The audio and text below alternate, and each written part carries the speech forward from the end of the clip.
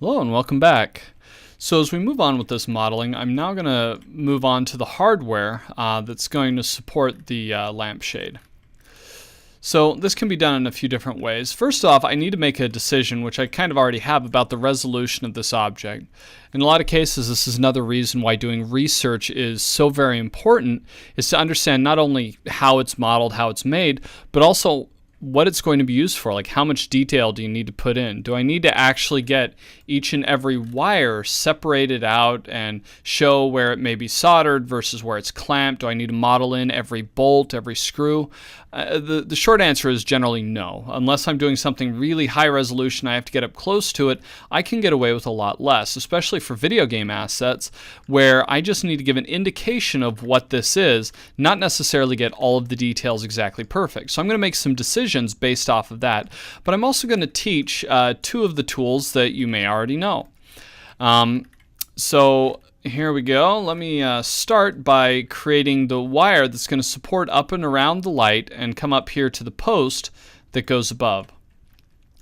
I'll actually begin by creating that post first that's on the top part. Once again, I'm going to try and be smart about it. Go to object mode first, reduce this down to 8 sides. I'm going to delete these edges through the center. Use the multi-cut tool.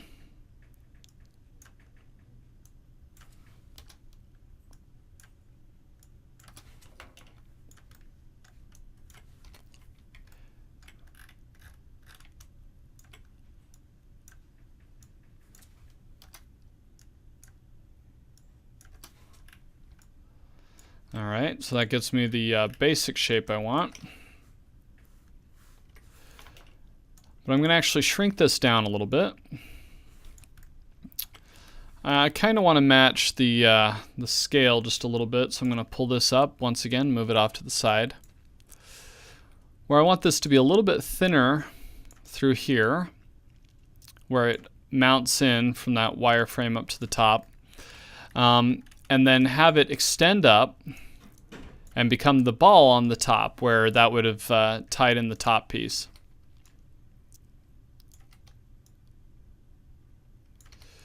Now there's a couple things I could do right here. First of all, in real life on this object, there's going to be the piece underneath that can then support the hardware holding the lampshade. And that would come to the center on this like a torus type shape, or this donut type shape, that would then be in between whatever's holding it from beneath, with the bolt going through the center and then the ball on top holding that in place. Now, if I wanted to be exact, I would actually need to model this out, do an extrusion in, extrude up, and then give that the bolt texture, and then get another piece or another mesh on top that creates the ball shape, and then a third one in the center with the torus with the sides coming out for the lampshade stand, and I could build it piece by piece that way. I'm already simplifying a lot of this, as you can tell, and so I really don't need that much information. So I'm actually going to step this back, and I'm going to fake it a little bit. And so what I'm going to do is I'm going to say, okay, here's this part. I'm going to create this shape, bring it in, just indent it just slightly. And actually I won't do that. I'm going to step back, raise this up just slightly. That way I can get it even on the top and bottom. Another step here. Move this up to the top of where that piece would be. Do 2 more of those edges. Then going to bring this out to create that spherical shape.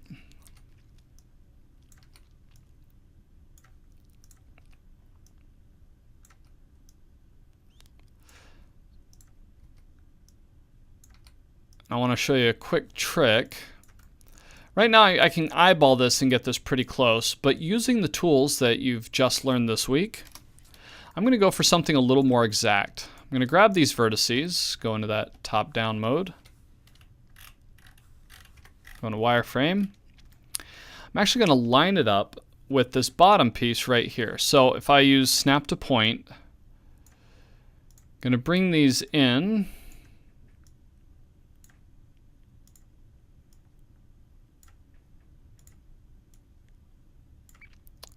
What I'm doing is I'm making sure that this lines up directly on top and bottom, exactly where I need it to be. And I've got this accidentally a little offset, so let me fix that. Get this one here. This one there in place.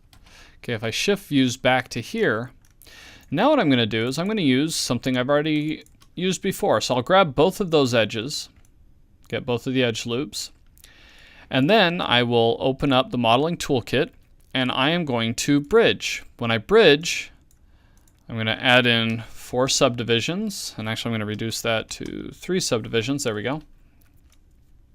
And now with that in place, now I can double click this edge and this edge, scale it out in 2 directions, grab this edge, scale that out, and I may need to play with it a little bit until I get it where I want it. So get that about to there,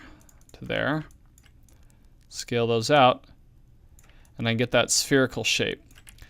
And so that's working for me. I don't like exactly how it's going on the top, but this at least got me to be able to do it fairly evenly. But I'm going to bring that down so that it kind of flattens a little on the bottom. And at the top, I'm going to do, making sure that I'm not accidentally clicking something or selecting something behind there that I don't want. But I'm actually going to bring that, Control Z, bring that down just a little bit and do another extrusion up and in to get a little bit more of that rounded form there. So now you can see I've got that shaping that I want. Bring this whole thing up just a little bit further. Grab this face or these faces and bring that down just a little bit. And I'm going to simplify some of these other forms on here. So I'm going to begin by taking this, softening that edge. I'm going to harden a few of these edges though. I'm going to harden this edge, this edge, this edge, and I'll just harden that edge. Mesh display, harden edge. And then I also need to grab this edge and this edge right now and scale those in, once again, just in 2 directions to give that feeling of a divot and separation between the pieces right here. Okay. So what I could do right now is, in order to build things up, and actually I will, I'll take this approach right now. I'm going to do an extrusion. Oh, step back. Do an extrusion. Make sure to hit the scale that down, so that it does look more just like a little wire piece. This would need to be a little bit larger. Generally, you would have it like either mount in or clamp in somehow. Do another extrusion to pull out. And if you notice, I've got this problem where it's going one direction over another. So using the tools that we now have, I'm going to show you a couple of ways to deal with this issue. I'm going to just focus on one side for now. And I'm going to change this from object orientation. So I am going to adjust this so that it's in, or from world, let me change that to component, so that I can keep that rotation, everything else, based on this component's position. Once again, make sure this is set to component. Bring that in here. Okay, do another extrusion.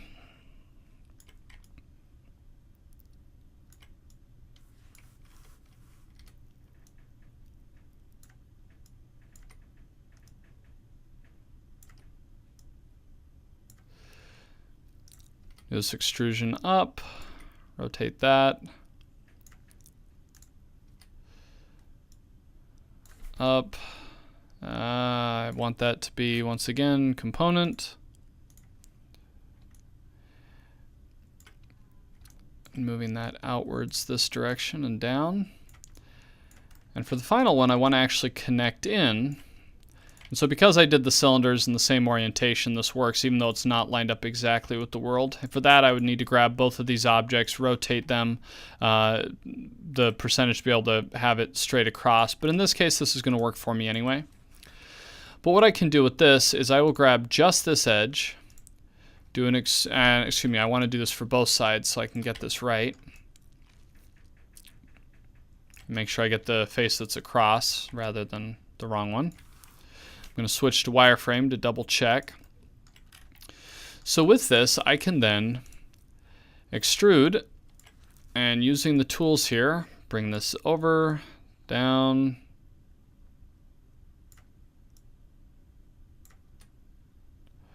and I'm going to switch it to here, to regular movement. And I'm getting some weird stuff there because it's based on components. So this I'm going to bring back to world. Drop that down so they both go down. Actually a little bit up. And then I'm going to use that to connect these pieces in. So here's how I'm going to adjust it. What I'm going to do is I'm going to start by grabbing that face and deleting it. I'm going to then grab these faces here and delete them. That leaves a hole on the top and the bottom, which I will either append or bridge into. So deleting that. Going to the other side, deleting that. Down here, delete that face, this face, this face, this face, and I've got one more that's underneath right there. Delete that out. And so now I've got those gaps. The problem is this is all still one object right here on this. So what I'm going to do is I'm going to grab these faces, and I will go mesh, separate. And what that just did is that allowed me to have this become two different objects. So with this here, when I separated it, thankfully put the pivot at the origin. Otherwise, I would have needed to put it there myself. But because it's at the origin, I'm going to come to the attribute editor, and I want this to flip exactly 180 degrees. So that's the way it'll work. But I need to duplicate it first. So I'm going to go Edit, Duplicate, or Control D. Type in 180, and now I've got all of these together. The problem is these are now 4 separate pieces, which is not what I need to be able to append or bridge, so I'm going to grab all of those, mesh, combine, delete all by type history, modify freeze transforms. I'll have other things to change too, but this gets me started. I can then select different edge sets, so double clicking those edge loops, open up the modeling toolkit, and bridge. Grab those edge loops, these edge loops, bridge, and do that for these remaining 2 sections. And now this is one big piece of geometry. This is not the only way I could have done this. I could have also left these two, the lamp stand with the light bulb and the top piece, as separate objects, and then had these brackets on the sides actually be individual pieces and just have them going into the form on the top and the bottom. And so that's actually the approach I'm going to take for the lampshade. So first I'm going to delete the history again, freeze the transforms. I'm going to save this as an iteration, so File, Save Scene As, 2, and I will save that. And now I'm going to start approaching the lampshade. So for this, I will start with a cylinder. Once again, I will make this 8 sides. Doesn't have to be, could be 6 sides and work equally as well. But I'm going to make this 8 sides.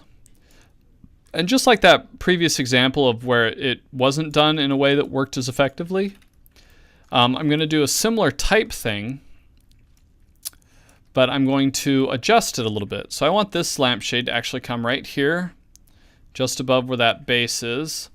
And looking at the lamp, the light is actually much higher, so I didn't get this exactly right. So what I'm going to do is, now that I'm looking at the object a little closer, switch to a side or a front view. Select all of these, and I'm going to raise this up. Looks like there's something I'm missing there, so let me check and see. So it's that bottom piece. So let me make sure to get those in the selection.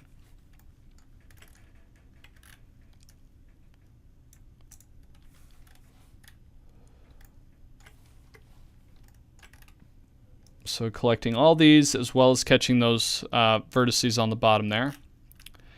And now I'll raise this up. And this is feeling okay. It's not exactly where I want it, but it's good enough. And so if I need to adjust this, make it a little thinner and then come up, I can do that as well. And I can do that after the fact. So I'm going to come here, do the multi-cut tool. Let me actually get to this position so I can see it a little bit better. And this presents a problem as I try and do that, because you see the edge loop doesn't go all the way through. Right now I've got these edges going down the corner. So this is a case where I may delete some edges and cut them back in later. So, and when I mess that up. So right now I'm going to have a couple of issues with it. One is that that's there. So I'm still going to do the same thing. I will get this edge loop here. I will get an edge loop here. Oh, and by the way, I just hit the wrong button, so you see how it's smoothed out. So it's in sub D mode, so hit the 1 key to undo that. I'm going to use the multi-cut tool to connect that side and that side. The reason it couldn't complete the edge loop all the way through is because this is now an n-gon. And so I will complete this for now. I'm going to come over here, and I know that one side is actually lower than another. So I'm going to grab those vertices, holding down V for snap to point, make sure it lines up, and now I can adjust this and move it wherever it needs to be. I'm going to drop in another edge loop. If I hold down the control key, drop in another edge loop right here. And using the multi-cut tool, I now want to cut in these edges. So this leaves a quad on each of these 4 sides. So I can cut in these edge pieces so that I don't have an n-gon that's left over. I'm then going to grab these 2 edge loops, this one and this one. I'm going to scale those in a single direction. Whoa. And I'm having a problem with this. Once again, I think it's because I left that in component. Yep. Let me change that to world. Scale that in. You see that works much better. I'm going to grab this edge loop, snap to point to bring it up in. Grab these vertices and actually raise those up to this point right here.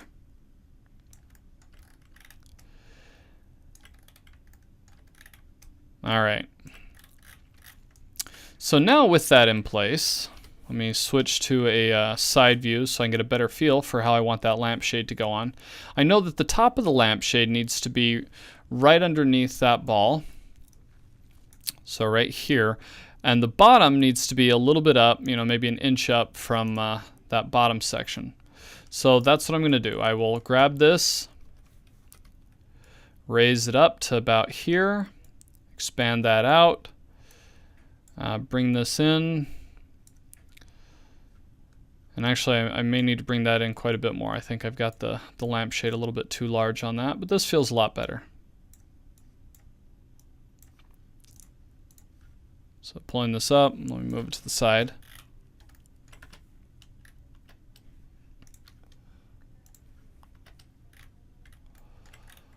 All right, so that is feeling too large. So I'm going to bring this whole thing in 2 directions. About there, and then I can adjust that a little bit more. So now that I'm looking at it in this way, I've got a better feel for where I want all this stuff to be. So I grab these vertices, lower this whole thing down to about there, and that feels good. So before I said that it's a very bad idea now to just grab these faces and delete them. And it is. That creates problems. But what I can do is I can then grab these edges, do an extrusion, And I will just scale those in.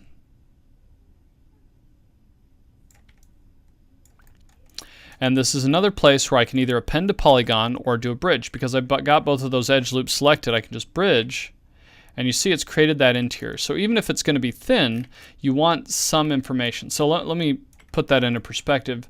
A lot of times I'll have people that want to make like a piece of paper someplace, which is fine. If you want to do it one-sided under certain circumstances. If this is a piece of paper that is never going to be seen on the bottom side, like let's say it's just sitting on top of a desk, you're not going to have enough of a gap to cause a problem, then yeah, you're only ever going to see it from the top. So even with backface culling on, let me turn that back on double show, I'm never going to see the underside. It's going to sit on top of a desk, it'll be right down, and that'll work. But if it's a piece of paper that needs to be picked up, even if it's thin, you know, paper thin, it does still have to have a little bit of depth. Maybe not a lot, but a little bit. And that way it can be seen from both sides.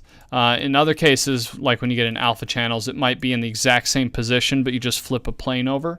But hopefully you get the idea. Polygons need to be two-sided unless there's a specific time or circumstance where you're never going to see it from the back side.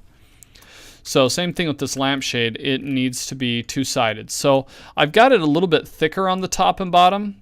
I don't necessarily need that. On the bottom, I'm going to reduce the thickness of it, but the top, I actually want to keep that thickness. So on the bottom, I'll scale that into there, so I can keep that really thin if I want. But on the top, I want a little bit of thickness. So I'm going to drop in an edge loop here, and then one more below it. And the reason for this is that's where the hardware is going to be going into the lampshade. So there would be a ring of metal or something here that the wire connects from there and into. So let me grab this edge loop again. I will scale this out and I'll bring this up. So it can be thin throughout the form, or it's going to be a very, very thin lampshade. And that's probably a little too thin for reality, but I'm going to do it that way anyway just to show. But then at the top I want the hardware where this is going to connect in. Now let me actually take a moment and I'm going to lower these faces down just a touch more so that I'm going to have that big band, but I want it to be able to line up with this as well. Okay. So I'm going to take a second to do a little bit more of the hard and soft edges. Right now this is creating some very hard edges in here. And let me move this lampshade for just a second. Because it's got that pivot at the origin, it's easy to use that snap to be able to line it back up if I need to. But for now I'm just going to move it to the side. Right here I'm happy with the hard soft edges for the most part. I do want to soften a little bit of it. I do want to soften this and this. Actually, you know what? I like it hard there. I'm going to soften this edge loop, this one, and this one. So mesh display, soften edge. Oh, unless I somehow lost that. Let me get this again. So mesh display, soften edge.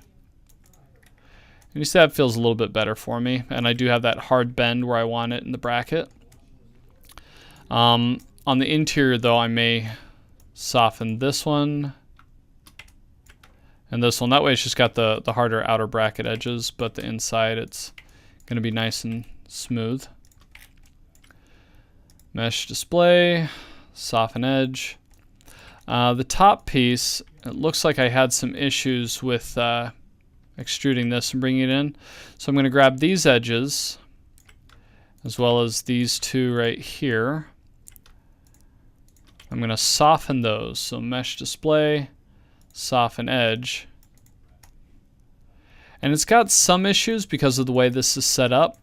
And so this is a case of me potentially needing to not have these edges running quite so far and so long.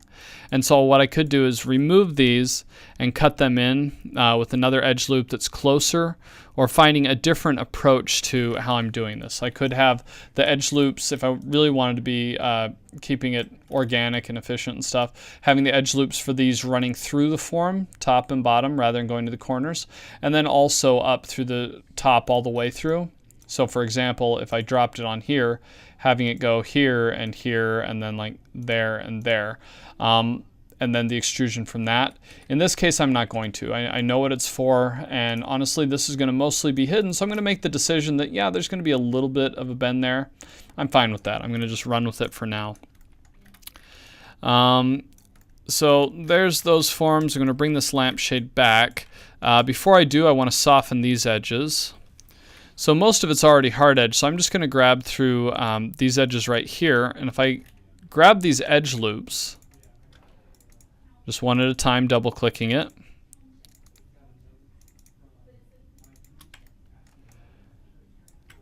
Mesh display, soften edge. Then I should be able to get these nice rounded forms. I've got something going on right here that's not allowing me to. In a case where your forms are not allowing themselves to soften for some reason, it could be just something as simple. Yep, I just missed it. Mesh display, soften edge. But if it's not hardening and softening, in some cases you may need to delete history and then do something called set to face, which will kind of reset everything, and then you should be able to do the hard and soft edges again. So anyways, with those softened and ready to go, I'm going to snap this on the grid back into the center, so into position. And now I just have one final piece to deal with. So I've got both of these, and that's great, but I need the metal pieces that are going to hold this in place. So once again, there's a lot of different ways I could do it. I could actually cut holes in these and do it the same way I did here, where I either append in or I bridge it somehow. In other cases, I may not want to do that. I may want to actually just put the object through the form. What I want you to be careful of, though, is not just using primitives all the time and jamming stuff into each other, because that's not necessarily efficient either, and it doesn't always look the best. In this case, however, I am going to do that, but with a slight modification. So I'm going to grab this and raise it up in a position, reduce this down, switch to wireframe so I can see. I'm going to rotate this, so I'm going to come to the attribute editor. I'm going to rotate that 45 degrees. Now the fun thing is that it doesn't always have to be exactly round. So there are a lot of places where you can get away with 3 faces, so a triangular shape, or 4 faces, where you don't necessarily need a large cylinder with 6 sides, especially for something that's going to be this small. I don't need it, and so I can hide some of that information. So what I'm going to do is I'm going to use this piece, so it's just a cube, but it's been rotated on its side, so it gives a little bit more of that illusion of being round. Bring it up here, and I'm extending it until it hits those edges and goes into the form. So this is another good place to look at it from a side view.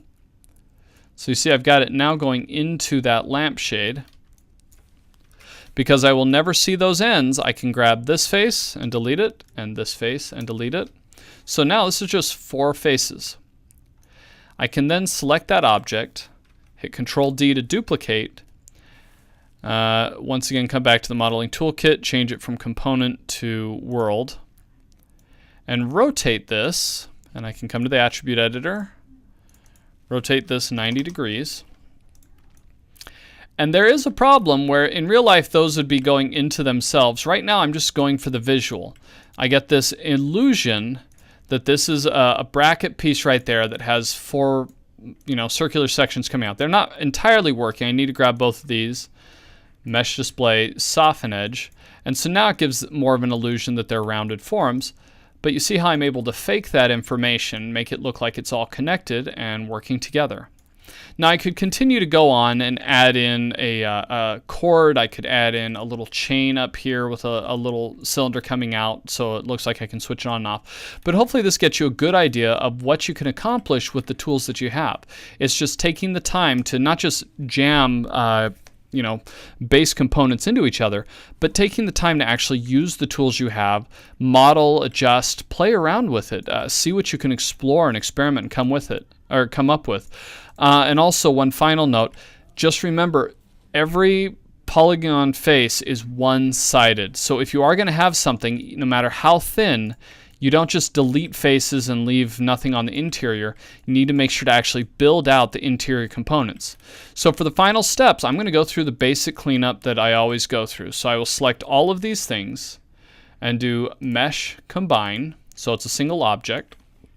And there are cases where you do want these as separate objects in case the lampshade needs to come off or whatever else. But in this case, this is going to be a single object that's all put together. So I combine those. D key, and then holding down the X key for snap to grid. D key again. So I've got that adjusted to the origin. Pivots at the origin. I'm going to come up here and name the object. So this will be lamp_1_mesh. I want to delete all by type history. Clean that out.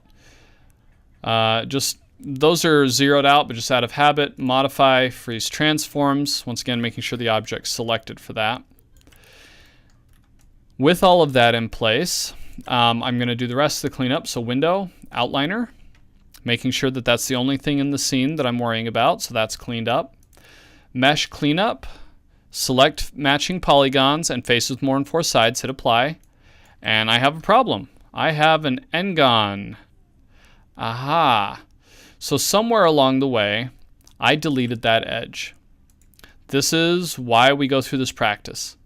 So I fix that edge by cutting that in. I look at the faces, make sure I don't see any faces that are within other edges, as if I extruded once and then extruded again but didn't move it. So just checking all the way up and making sure that there aren't those issues, and there are none that I can see. All right, so let me run this again. So object mode, apply, and this time it didn't select anything. So good, I don't have any n-gons. I'm then going to check for back faces. So once again, I can turn back face culling on and off, and check around, make sure things are okay. And I don't see any problems, so that's good. And a final little check once more. I will go to wireframes because it should be a little easier to see if there is an issue. Go to the append to polygon tool and see if anything lights up. To just do a quick check if you need to, so I will actually deselect. If you're having trouble seeing, like it's a complex object, one thing you can do is just delete a very obvious face. Use the append to polygon tool, click on one side, and then look for the purple edges. If there are purple edges, then you've got issues. Oh, and actually I already had open edges, so I could have just done that instead of doing this whole thing. So let me close that, Control Z to step back before I did that. Once again, I can just use those. So I'll click on one of those edges. And obviously those are open because I deleted the faces, but I don't see any other purple edges, so that means it's all clean. And so everything should be good, except that when I added in that extra edge loop, or excuse me, that the extra edge where I had accidentally deleted one before, that created history again. So once more, edit, delete all by type, history. And there we go. Bring all that back. So the history is deleted. Everything should be clean. And with that all in place, I will go File, Save Scene As. I will save this as an iteration first, just because I like to have iterations before my final ones.